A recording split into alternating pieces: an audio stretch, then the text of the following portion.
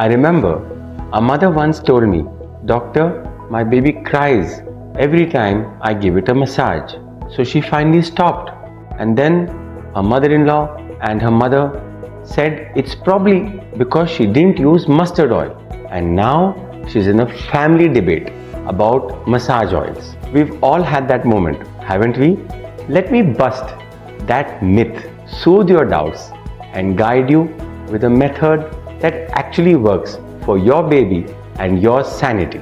Hi, dear moms and dads. Are you confused about how to massage your baby without turning them into a slippery football? Trust me, I've been there too. Newborn in one hand, coconut oil in the other hand, and Google tabs open in panic mode.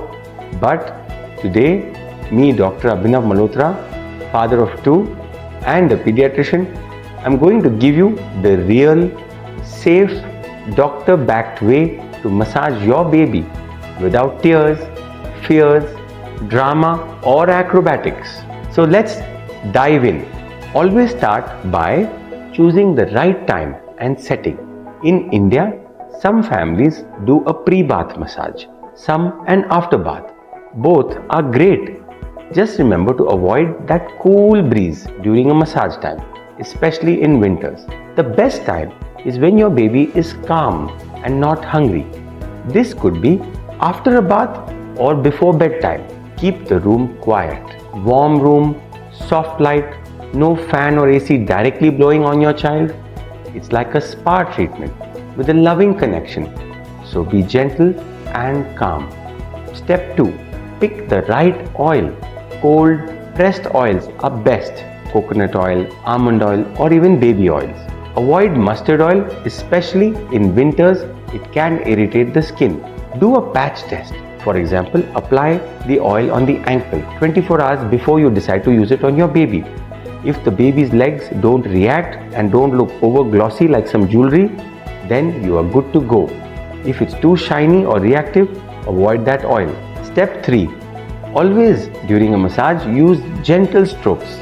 It's not a gym workout. Start with the legs, then to the tummy, then chest, then the arms, back, and finally the face. Long strokes on the baby's limbs, circular motion on their tummy.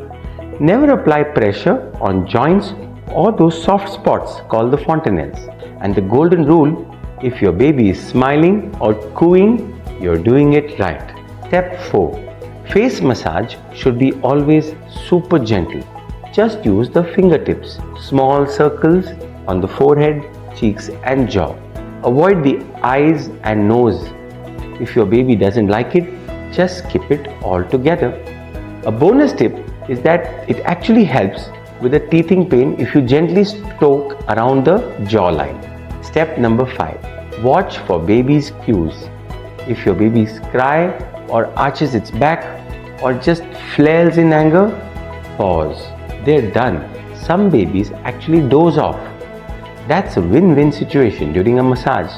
Don't necessarily aim for a 30-minute massage. Even 10 to 15 minutes is great. You want to know a secret? Talking or singing during a massage actually helps your babies develop language skills and emotional bonding much faster.